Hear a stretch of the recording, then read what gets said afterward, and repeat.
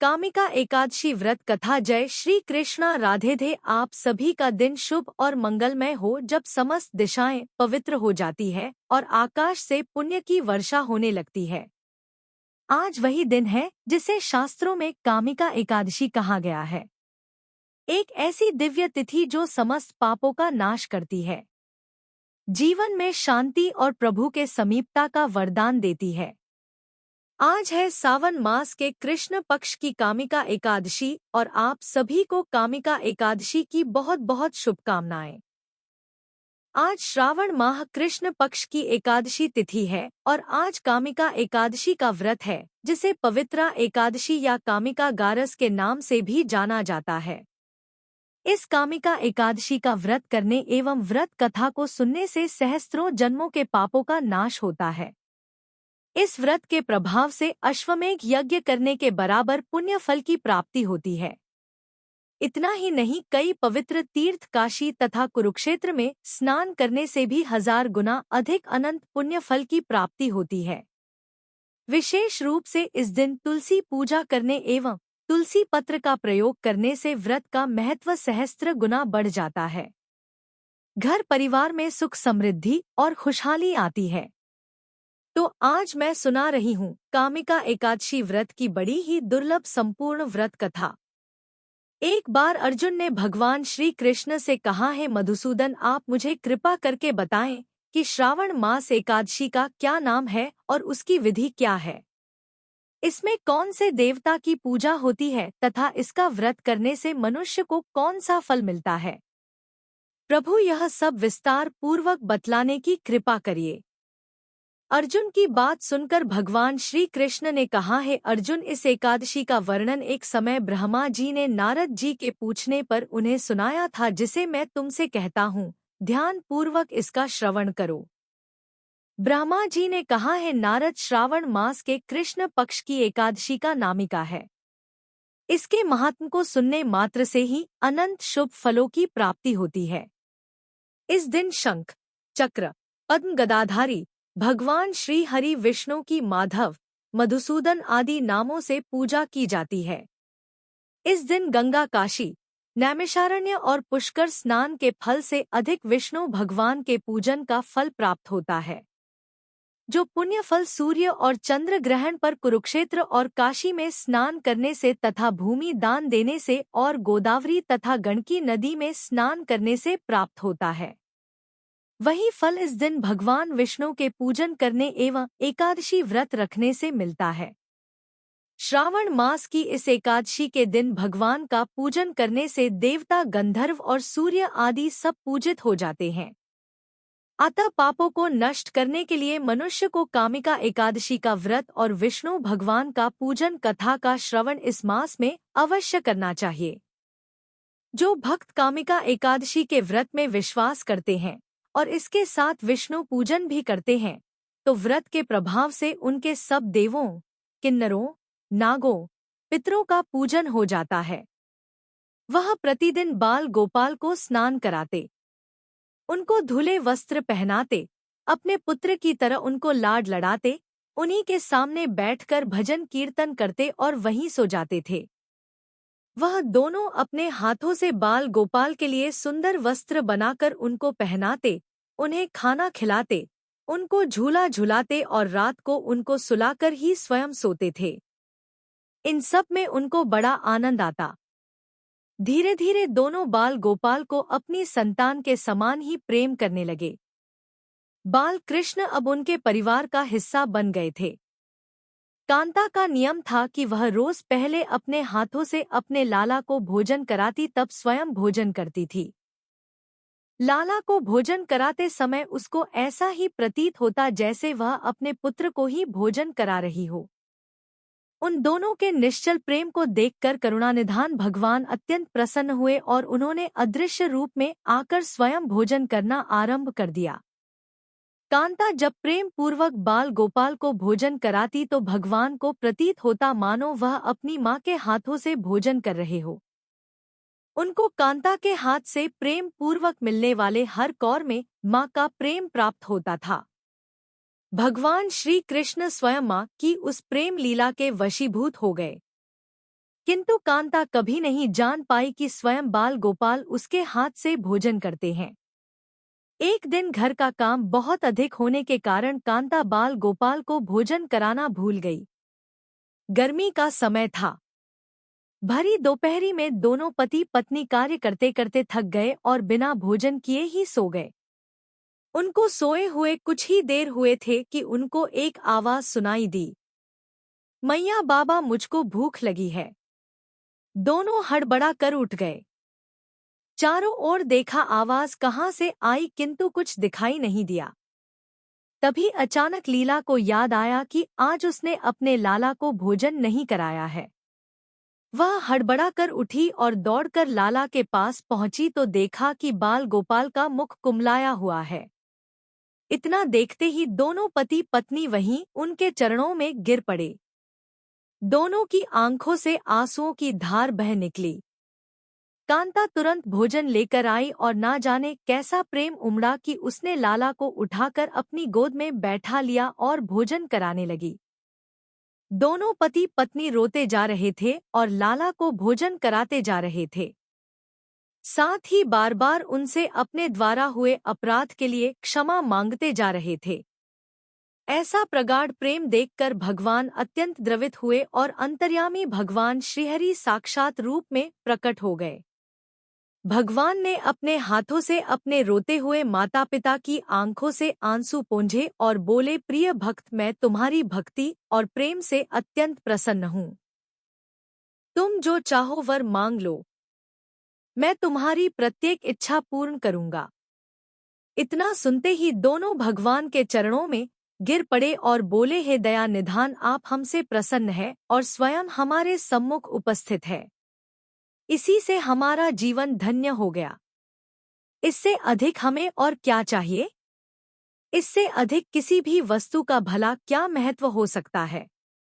आपकी कृपा हम पर बनी रहे, बस इतनी कृपा करना। भगवान श्री हरि बोले, यदि तुम चाहो तो मैं तुम्हारे जीवन में संतान के अभाव को समाप्त कर तुम्हें एक सुंदर संतान प्रदान करूं।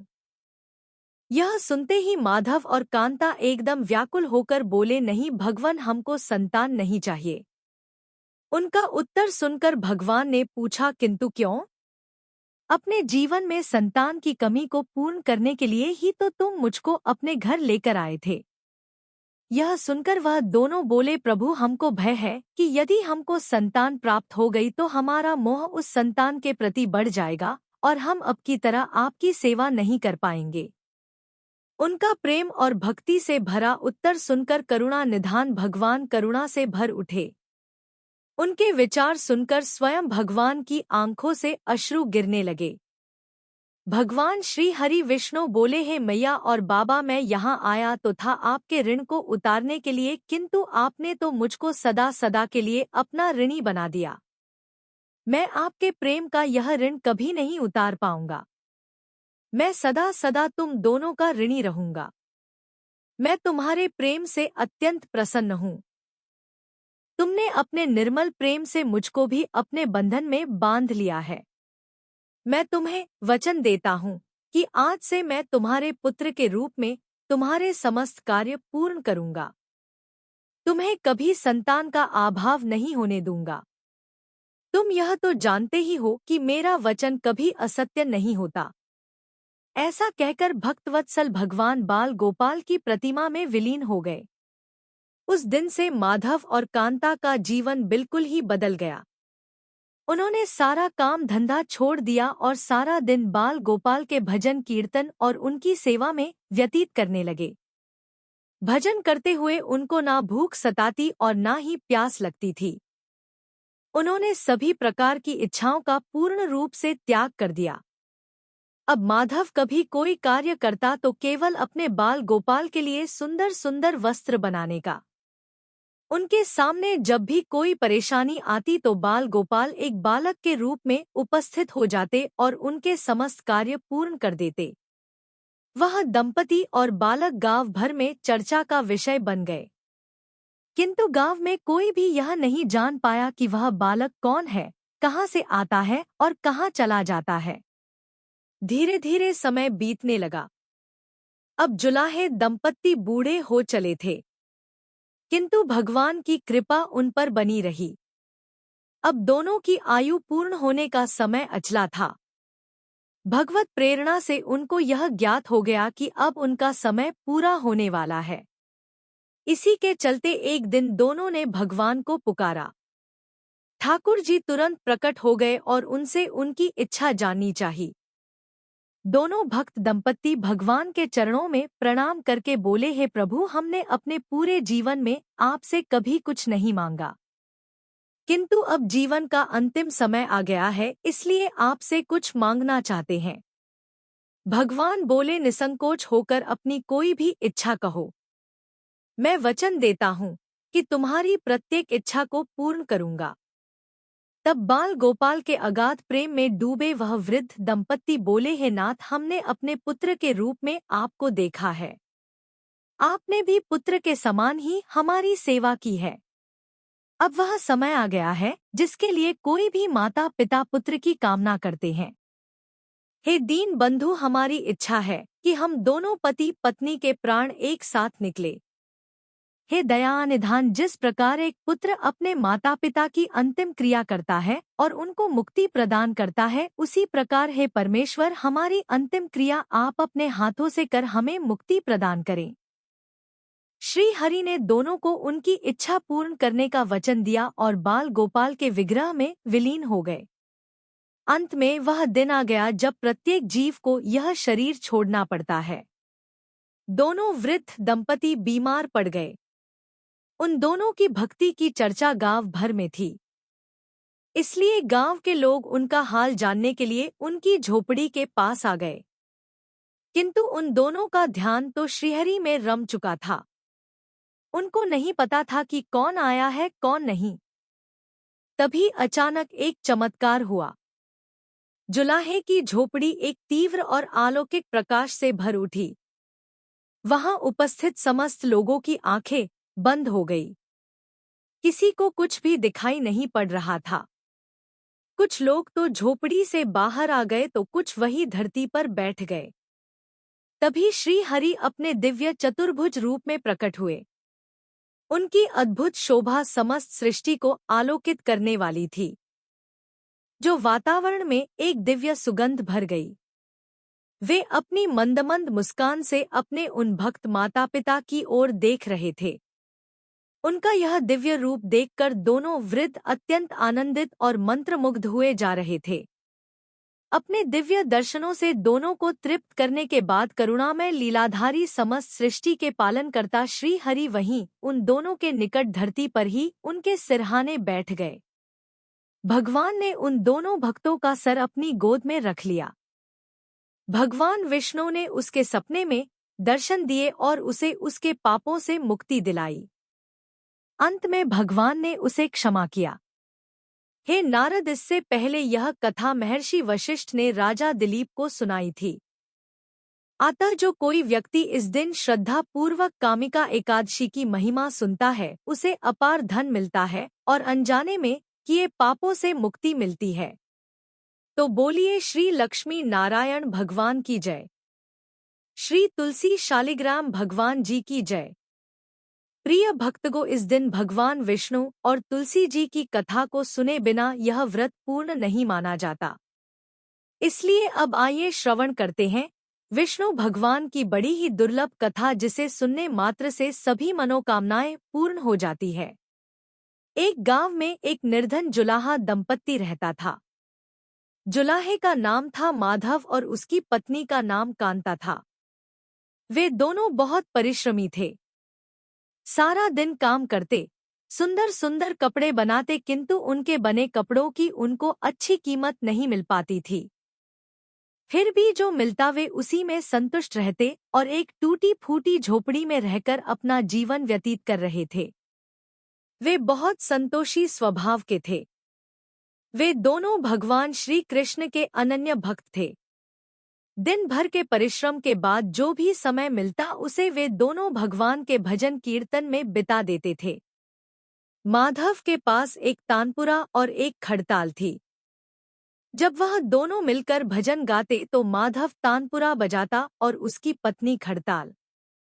फिर तो दोनों भगवान के भजन में ऐसा डूब जाते कि उनको अपनी भूख प्यास की चिंता भी नहीं रहती। उन्होंने अपनी दीनहीन अवस्था के लिए कभी भगवान को कोई उलाहना नहीं दिया और अपने इसी जीवन में प्रसन्न थे। लेकिन एक दुख उनको सदा सताता रहता कि उनके कोई संतान नहीं थी। इसको लेकर वह सदा चिंतित रहा करते थे। चिंता तो थी, फिर भी दोनों सदा भगवान की भक्ति में मगन रहते थे। इसको भी उन्होंने भगवान की लीला समझकर स्वीकार कर लिया और निष्काम भाव से भगवान श्री कृष्ण की भक्ति में लीन रहते। जब उनकी आयु अधिक होने लगी तो एक दिन कांता ने माधव से कहा कि हमारी कोई संतान नहीं है। कहते हैं कि संतान के बिना मुक्ति प्राप्त नहीं होती। अब हमारी आयु भी अधिक हो चली है, ना जाने कब बुलावा आ जाए। मरने के बाद हमारी चिता को अग्नि कौन देगा? कौन हमारे लिए तर्पण आदि कार्य करेगा और कैसे हमारी मुक्ति होगी? माधव बोला, तू क्यों चिंता करती है? ठाकुर जी हैं, वही सब देखेंगे। माधव ने यह बात कह तो दी, किंतु वह भी चिंता में डूब गया। तभी उसके मन में एक विचार आया। वह नगर में गया और श्री कृष्ण के बाल रूप की एक मूर्ति ले आया। घर आकर बोला, अब तुझे चिंता करने की कोई आवश्यकता नहीं है। मैं यह बाल गोपाल लेकर आया हूँ। अब से यही हमारे पुत्र हैं। माधव बोला, अगर हम संतानहीन हैं तो यह भी इन्हीं की इच्छा है। हम इनको ही अपने पुत्र के समान प्रेम करेंगे। यही हमारे पुत्र का दायित्व पूर्ण करेंगे। माधव की यह बात सुनकर कांता अत्यंत प्रसन्न हुई। उसने बाल गोपाल को लेकर अपने हृदय से लगा लिया और बोली, आप बिल्कुल ठीक कह रहे हैं। आज से यही हमारा लाला है। फिर क्यों था, दोनों पति पत्नी ने घर का एक कोना साफ करके वहां बाल गोपाल के लिए एक स्थान बनाया और एक चौकी लगाकर उस पर बाल गोपाल को विराजित कर दिया। उस दिन से जुलाहा दंपत्ति का नियम हो गया। इसलिए मनुष्य को पापों से मुक्ति पाने के लिए यह व्रत नियमानुसार व विधि पूर्वक अवश्य करना चाहिए। भगवान विष्णु ने स्वयं बताया है कि अध्यात्म विद्या से जो पुण्य मनुष्यों को प्राप्त होता है उससे अधिक पुण्य तो कामिका एकादशी के व्रत से मिल जाता है। यह व्रत मनुष्य को मरते समय नरक में जाने से बचाता है। इसके पुण्य प्रभाव से किसी अन्य योनि में दोबारा जन्म भी नहीं मिलता। जो व्रती इस एकादशी का व्रत करते हुए भक्ति पूर्वक तुलसी दल विष्णु भगवान को अर्पित करते हैं, वे समस्त पापों से दूर हो जाते हैं। श्री विष्णु भगवान रत्न मोती मणि तथा आभूषण आदि से इतने प्रसन्न नहीं होते जितने तुलसी दल से होते हैं। तुलसी दल पूजन का फल 4 भार चांदी और 1 भार स्वर्ण के बराबर माना जाता है। ब्रह्मा जी बोले, हे नारद, मैं स्वयं भगवान की अति प्रिय तुलसी को सदैव नमस्कार करता हूँ। तुलसी को सींचने मात्र से मनुष्य की सब यातनाएं नष्ट हो जाती है। तुलसी के दर्शन मात्र से ही मानव के सब दुखों का विनाश हो जाता है और इस दिन शरीर से तुलसी के स्पर्श करने से मनुष्य शुद्ध हो जाता है। तुलसी जल के स्नान मात्र से प्राणी के समस्त बाधाएं और यातनाएं समाप्त हो जाती है। जो श्रद्धा पूर्वक भगवान के चरणों में तुलसी अर्पित करता है वह भवसागर से मुक्त हो जाता है। कामिका एकादशी को रात्रि जागरण करने व दीप दान करने वालों को अनंत पुण्य फलों की प्राप्ति होती है। कामिका एकादशी व्रत के दिन प्रभु के समक्ष दीप जलाने वाले के पितर उस दिन स्वर्ग को जाते हैं। उन्हें स्वर्ग जाने पर हजारों दीपों की रोशनी प्राप्त होती है। ब्रह्मा जी कहते हैं, हे नारद, ब्रह्मा हत्या तथा भ्रूण हत्या आदि पापों को नष्ट करने वाली इस कामिका एकादशी का व्रत मनुष्य को यत्न के साथ करना चाहिए। कामिका एकादशी के व्रत महात्म को श्रद्धा से पढ़ने या सुनने वाला मनुष्य सब पापों से छूटकर विष्णु लोक को जाता है। अब मैं तुम्हें कामिका एकादशी का वह व्रत कहता हूँ जिसे सुनने से मनुष्य के सभी पापों का हरण होता है। प्राचीन काल में पुष्कर क्षेत्र में एक गांव में एक वीर साहूकार रहा करता था। एक दिन किसी कारणवश उसकी ब्राह्मण से हाथापाई हो गई और इस दौरान उससे ब्राह्मण की मृत्यु हो गई। अपने हाथों मारे गए उस ब्राह्मण का अंतिम संस्कार उस क्षत्रिय ने करना चाहा, परंतु पंडितों ने उसे अंतिम क्रिया में शामिल होने से मना कर दिया। अब इस प्रकार अनजाने में ही उस ब्राह्मण की हत्या करने से उस साहूकार को बड़ा भारी पाप लगता है और इस प्रकार वह ब्राह्मण ब्रह्मा राक्षस बन जाता है तथा हर दिन उस साहूकार को अनेकानेक प्रकार से उसे प्रेत बनकर डराया करता था। अब इस प्रकार इन सब चीजों से वह साहूकार बड़ा ही दुखित होता है तथा उसका शरीर दिन प्रतिदिन कृशकाय होने लगा। अब इस प्रकार उस ब्राह्मण की जब 13वीं आती है तो वह उस दिन उस ब्राह्मण की 13वीं में शामिल होने के लिए जाता है ताकि उसे ब्राह्मण की हत्या के पाप से मुक्ति मिल सके, लेकिन ब्राह्मणों ने उसे वहां भी शामिल नहीं होने दिया। ब्राह्मणों ने बताया कि तुम पर ब्रह्मा हत्या का दोष है, पहले प्रायश्चित कर इस पाप से मुक्त हो, तत्पश्चात तुम हमारे घर भोजन करना। इस पर साहूकार ने पूछा कि इस पाप से मुक्त होने के क्या उपाय हैं? मैं इस ब्रह्मा हत्या के पाप से कैसे मुक्त हो सकता हूँ? तब ब्राह्मणों ने बताया कि श्रावण माह के कृष्ण पक्ष की एकादशी के दिन भक्ति भाव से भगवान श्री हरि का व्रत एवं पूजन कर ब्राह्मणों को भोजन करा के स्वक्षणा के साथ आशीर्वाद प्राप्त करने से इस पाप से मुक्ति मिलेगी। मृत ब्राह्मण के आत्मा को शांति मिलेगी तथा वह ब्रह्मा राक्षस की योनि से मुक्त हो जाएगा। अब पंडितों के बताए हुए तरीकों से उस साहूकार ने कामिका एकादशी का व्रत रखा और रात में भगवान श्री विष्णु का जागरण किया और उस रात साहूकार भगवान की मूर्ति के पास ही सो गया। दानव कुल में जन्म लेने के बाद भी उसमें नारायण का अंश विद्यमान रहेगा, इसलिए इस जन्म में पूर्व जन्म के पाप के शमन के लिए संपूर्ण नारायण तो नहीं मिलेंगे, लेकिन नारायण के अंश से युक्त दानव कुल जन्म उस सांप ग्रस्त पार्षद से तुम्हारा विवाह होगा। सांप मुक्त होने पर भगवान श्री नारायण सदा सर्वदा के लिए तुम्हारे पति हो जाएंगे। तुलसी ने ब्रह्मा के इस वर को स्वीकार किया क्योंकि मानव कुल में जन्म होने के कारण उस मायावी भोग को तो भोगना ही था। तुलसी बद्री वन में ही रहने लगी। नारायण का वह पार्षद दानव कुल में जलंधर के नाम से पैदा हुआ था। कुछ दिनों बाद वह भ्रमण करता हुआ बद्री वन में आया। यहाँ तुलसी को देखते ही वह उस पर मंत्रमुग्ध हो गया। तुलसी के सामने उसने अपने विवाह का प्रस्ताव रखा। इतने में ही महाब्रह्मा जी आ गए और तुलसी से कहा, तुलसी जलंधर को देखो कैसा देवो उसका स्वरूप है। दानव कुल में जन्म लेने के बाद भी लगता है जैसे इसके शरीर में नारायण का वास हो। तुम प्रस्ताव को सहज स्वीकार कर लो। तुलसी को भी लगा कि उसकी तपस्या पूर्ण हुई, उसे इच्छित फल मिला है। जलंधर के साथ उसका गंधर्व विवाह हो गया और वह जलंधर के साथ उसके महल में पत्नी बनकर आ गई। जलंधर ने अपनी परम सुंदरी सती साध्वी पत्नी तुलसी के साथ बहुत दिनों तक राज्य किया।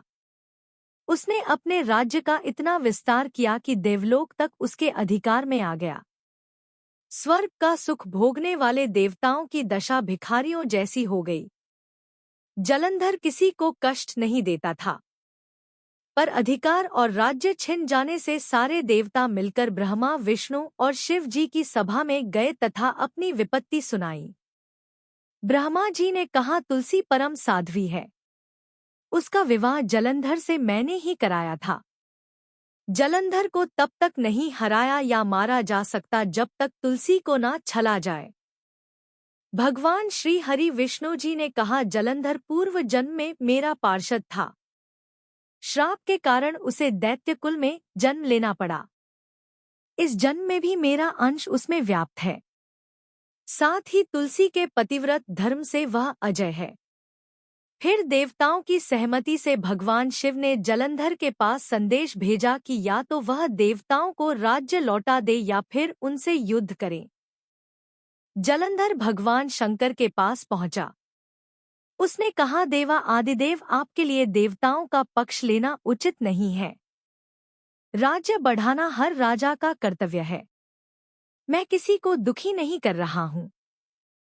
देवताओं से कहिए कि वे मेरी प्रजा बनकर रहे। मैंने आपका कोई भी अपमान नहीं किया है। हमारा आपका युद्ध शोभा नहीं देता है। अगर आप हार गए तो बड़ी लज्जा की बात होगी। मैं हार गया तो आपकी कीर्ति बहुत अधिक नहीं बढ़ेगी। भगवान शंकर फिर हंसने लगे। वे तो सब रहस्य समझते थे। तुलसी और जलंधर के पूर्व जन्म के श्राप की अवधि लगभग पूरी हो चुकी थी। फिर शंकर जी बोले, इसमें कीर्ति और लज्जा की बात नहीं है। तुम देवों को राज्य लौटाकर उन्हें उनके पद पर प्रतिष्ठित होने दो। युद्ध से बचने का यही एक उपाय है। जलंधर ने कहा, मैंने युद्ध के बल से देवलोक जीता है। कोई उसे युद्ध के द्वारा ही वापस ले सकता है। यह मेरा अंतिम उत्तर है। अब मैं जा रहा हूं। ऐसा कहकर जलंधर चला गया। उसने अपनी पत्नी तुलसी को सारी बातें बताई और कहा, कर्म भोग सब काल सूत्र में बंधा है। जीवन में हर शोक भय सुखदक मंगल अमंगल काल के अधीन है। हम तो केवल निमित्त हैं। संभव है भगवान शिव देवों का पक्ष लेकर मुझसे युद्ध करें। तुम चिंता मत करना। तुम्हारा सती तेज मेरी रक्षा करेगा। दूसरे दिन भगवान शंकर के नेतृत्व में देवताओं ने युद्ध छेड़ दिया। जलंधर ने भीषण बाणों की वर्षा कर उनका वेग रोका। उसके प्रहार से देवता डगमगाने लगे। उसने दानवी शक्ति का प्रयोग कर मायावी युद्ध आरंभ किया। युद्ध स्थल पर वह किसी को भी दिखाई नहीं देता था, पर उसके अस्त्र शस्त्र प्रहार कर देवों को घायल कर रहे थे। देवग अपने अस्त्र चलाएं तो किस पर चलाएं? क्योंकि कोई शत्रु सामने था ही नहीं। कई दिनों तक इस तरह भयंकर युद्ध चला और जलंधर पराजित नहीं हुआ। तब शिव जी ने विष्णु से कहा, विष्णु कुछ तो उपाय करो, अन्यथा मेरा तो सारा यश मिट्टी में मिल जाएगा। विष्णु जी ने सोचा, बल से तो जलंधर को हराया नहीं जा सकता, इसलिए छल का सहारा लेना ही पड़ेगा। उन्होंने तुरंत अपना स्वरूप जलंधर जैसा बनाया और अस्त्र शस्त्र से सुसज्जित हो तुलसी जी के पास पहुंच गए और बोले, प्रिय मैं युद्ध जीत गया। सारे देवता भगवान शंकर समेत मुझसे हार गए। इस खुशी में आओ मैं तुम्हें अपने अंग से लगा लूं। पति को प्रत्यक्ष खड़ा देख तथा विजय का समाचार सुन वह दौड़कर मायावी जलंधर के गले से लिपट गई। इस प्रकार पति पत्नी दोनों ने आलिंगन हो खूब खुशी मनाई।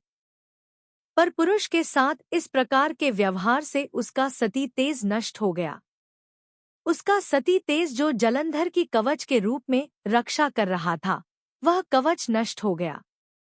जलंधर शक्तिहीन हो गया। यह जानते ही भगवान शंकर ने उस पर अपने त्रिशूल से प्रहार किया। त्रिशूल के लगते ही जलंधर जलकर भस्म हो गया। जलंधर के मरने को जानकर भगवान विष्णु अपने असली रूप में आ गए।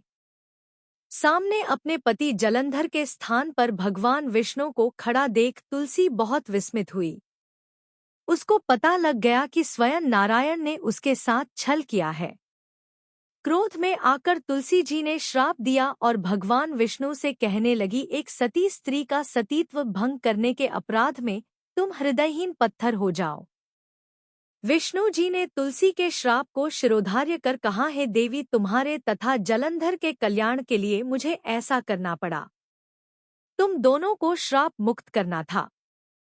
तुम भी अब अपना शरीर त्याग कर तुलसी बिरवा के रूप में जन्म लोगी और मेरी पूजा तुलसी दल से होगी। मैं शालिग्राम पत्थर बनूंगा।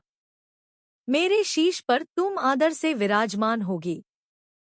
तुम्हारे पति की हड्डियों के चूर्ण से शंख की उत्पत्ति होगी। उस शंख ध्वनि से देवताओं तथा मेरी पूजा आराधना होगी। जहाँ शंख ध्वनि होगी वहाँ मंगल में मैं विराजमान रहूंगा। तुमने पूर्व जन्म में बद्री वन में मुझे पाने के लिए बड़ी तपस्या की थी। अब अगले जन्म में मैं नारायण के रूप में बद्रीनाथ वन में स्थापित होऊंगा और मेरी पूजा अर्चना फल फूल से ना होकर तुम्हारी तुलसी दल से होगी। मेरे शीश पर विराजमान होकर तुम मुझसे भी ऊंचा पद प्राप्त करोगी। बोलिए श्री लक्ष्मी नारायण भगवान की जय। बोलिए श्री तुलसी जी शालिग्राम जी की जय।